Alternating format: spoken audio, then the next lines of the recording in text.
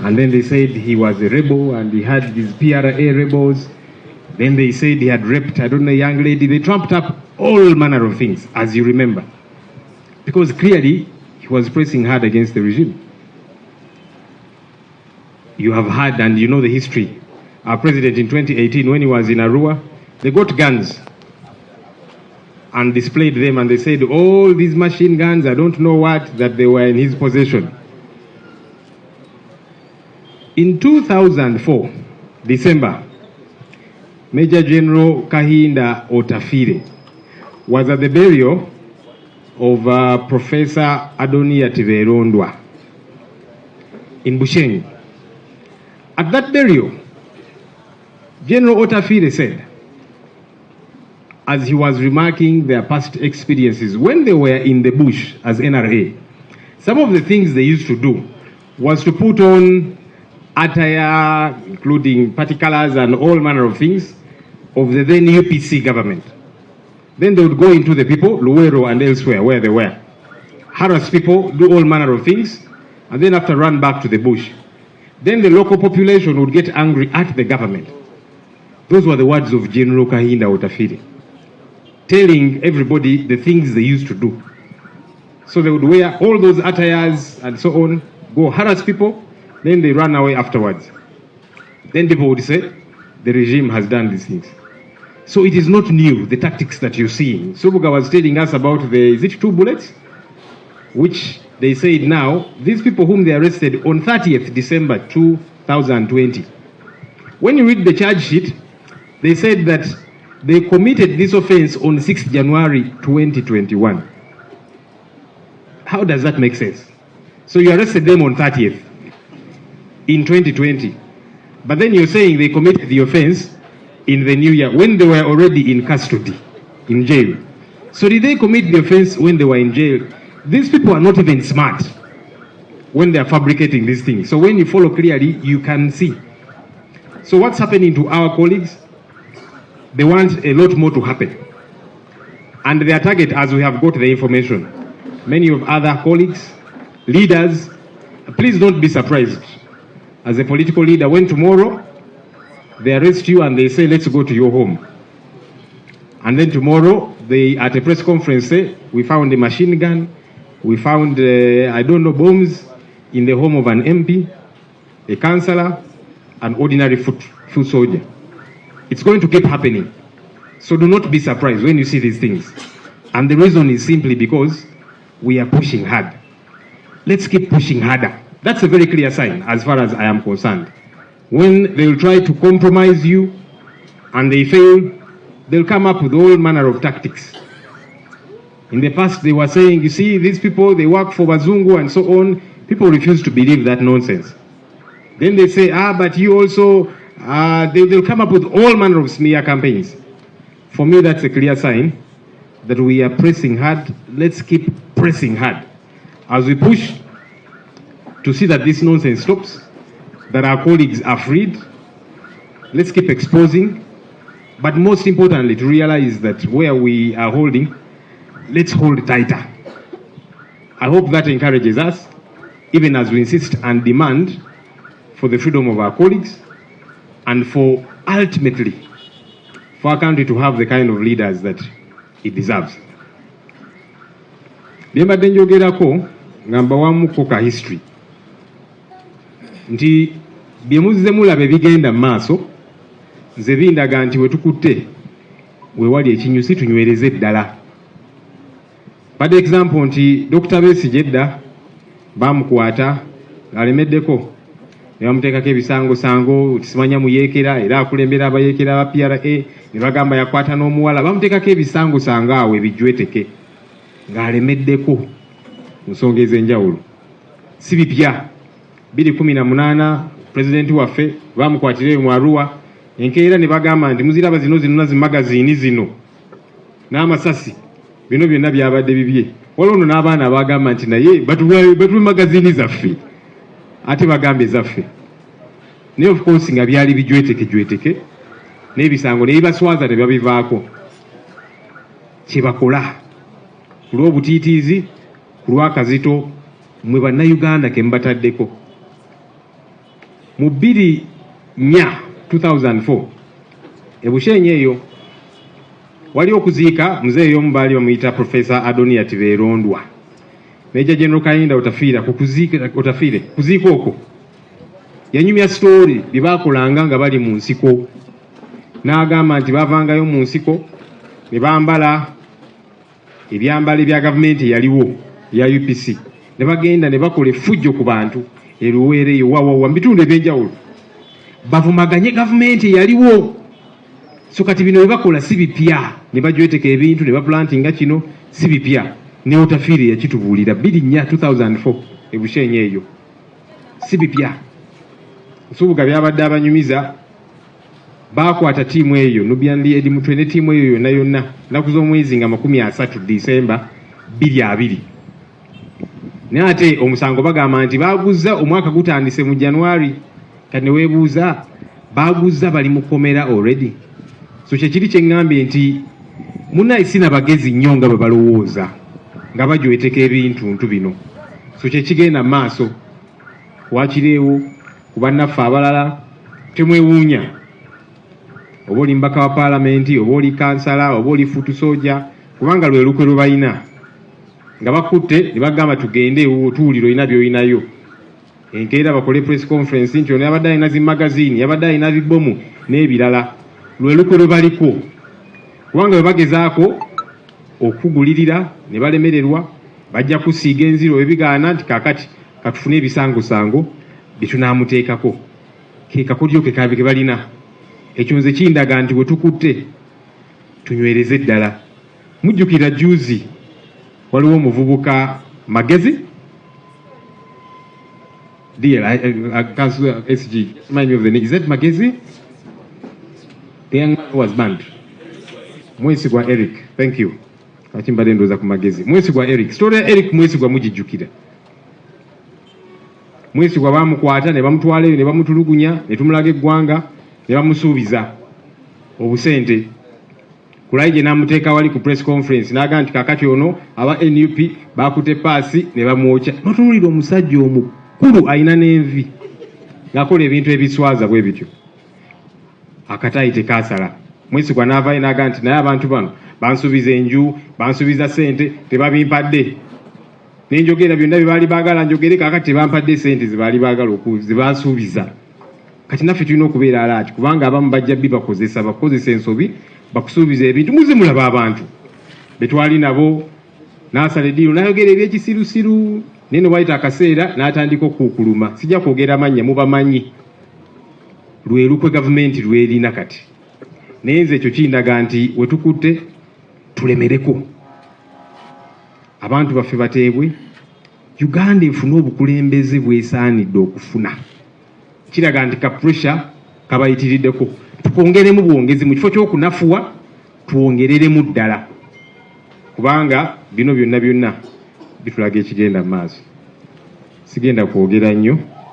Ladies and gentlemen, allow me to invite our leader, our president, to come and address us. Mr. President, you're welcome.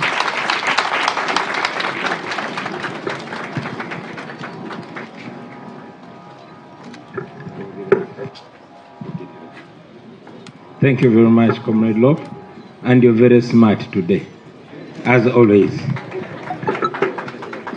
And you're smart. Please take your seats, ladies and gentlemen. Thank you. Good afternoon, ladies and gentlemen. Kindly take our apologies.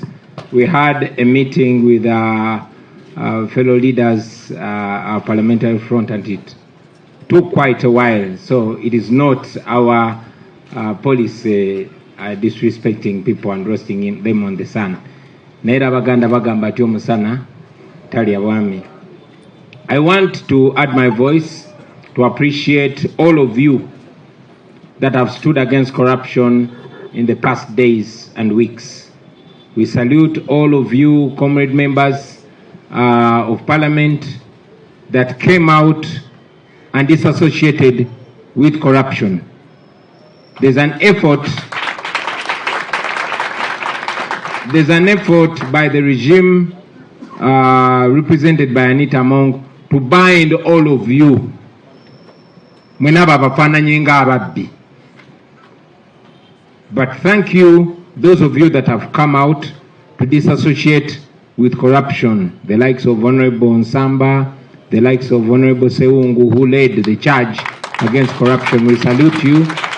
All of you that have signed the motion to ensure that corruption is debated on the floor of Parliament. Thank you. I continue to reflect your voices that it is not out of spite or hate against anybody, but against corruption. And those of you that have not signed, please be counted in the book of life before it's too late. I want to salute the young people of Uganda for leading us. We've always been telling you. I challenged the young people a few years ago, the elders a few years ago. I told them, in this effort, in this mission to freedom, you either lead us, follow us, or get out of the way. Recently, the young people told us the same. Lead us, follow us, or get out of the way. We did not get out of the way, although we didn't lead them, but we followed them. We salute you, young people, those that have come out to put their feet down, tribeless, partyless, but most importantly, fearless. Many of them are still in prison. Among them are our colleagues, Sylvia Namutiaba, Mosiri David, and others. Many of them have just come out of jail, but we salute you and we encourage you to continue causing that good trouble. If you must visit prison, ladies and gentlemen, if you must be in trouble, that is the perfect reason to be in trouble. If you must visit prison, the fight against corruption is the best reason for you to visit corruption. If you are to make friends with somebody, let the fight for morality be the moral reason that brings you together. And if you're to break ties with anybody, so be it, for as long as it's against corruption. Corruption is a cancer that has killed us. Corruption is the reason why you journalists are not earning the way you're supposed to be earning. And yet to do it no noble work, a noble duty. Corruption is the reason why now politics has become Uganda's most paying job. What a shame. It's because of corruption that we have a dictator ruling over us for almost 20 years. That's corruption. Corruption is not only give and take. Corruption can be moral. Corruption is the backdrop upon which they are rigging elections. So thank you very much for fighting corruption, the young people of Uganda. I want to salute fellow artists, those that have come out to raise their voices. We know that ever since the music industry produced a one Chagulanyi, the regime is so scared. They either intimidate you or buy you off. Many artists have sold their souls. I salute those that have not sold their souls. And I encourage others to keep raising their voices. I salute the professionals, the doctors, the teachers that have added their voices. And some have actually come out to put their feet on the ground. I want to salute religious leaders. I know some are compromised, many of them, but they are religious leaders that have stood firm. I want to salute them. I want to salute Father Gaetano. I want to salute Bishop Zach Niringie. No wonder he was attacked. His life narrowly survived. But we continue to stand with you and pray for you, Bishop. I want to salute the activists and all leaders that have stood firm. I've mentioned many were arrested. Some were sodomized.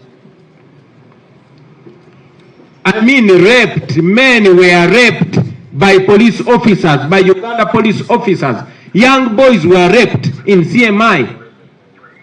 And that has not made breaking news. It has not made it to the headlines. Do we say that these media houses are equally corrupt or intimidated? Women were raped. People were tortured. These are things that must be said without shaking voices.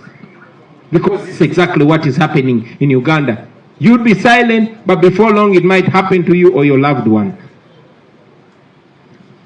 We continue to demand for investigations into these claims to ensure that these offenders are brought to book.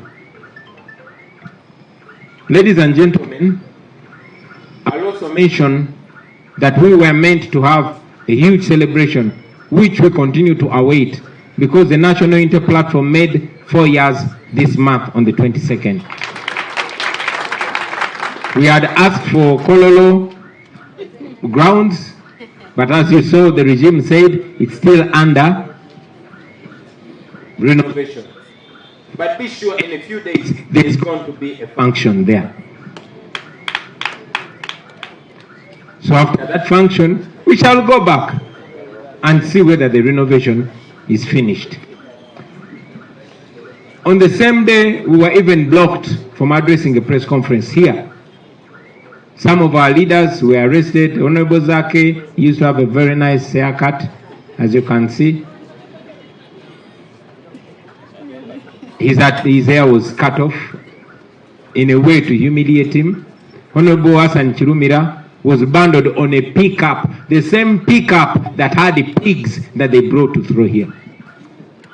He is the Imam of Parliament, but was put on the same police truck with the pigs to humiliate him. We know that doesn't move your faith.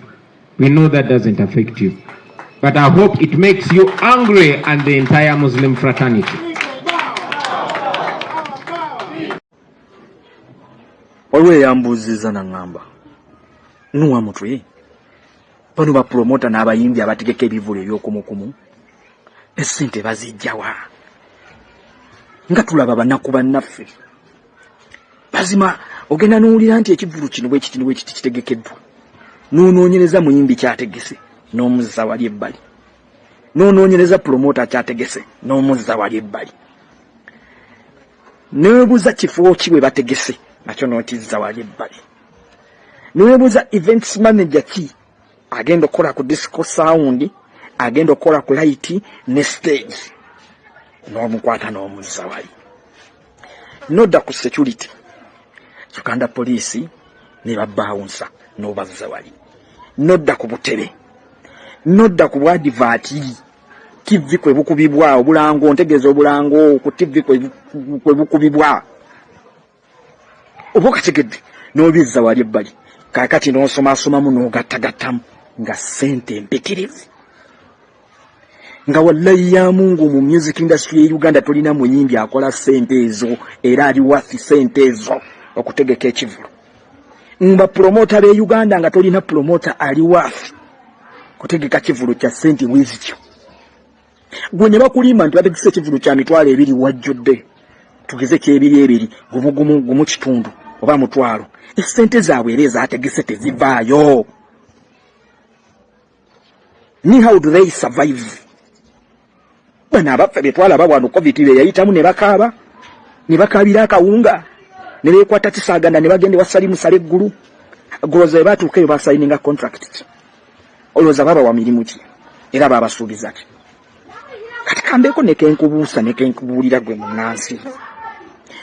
Population esinga okwetanira ebivulu bino be bantu abawansi ababafigitinga n'obulamu, ababakosebwa ku binnya by'omu nguudo mu Kampala, ababakosebwa ng'eddagala teririimu mu malwaliro, ababakosebwa mu byenjigiriza, bano abakosebwa mu misolo nti emisolo gyekanise, bano nina kakeddi mu empangisa, ninamu akaluumu aka bizinensi, bano bandi mu nzigotta, beetanira ebivulu ebyo.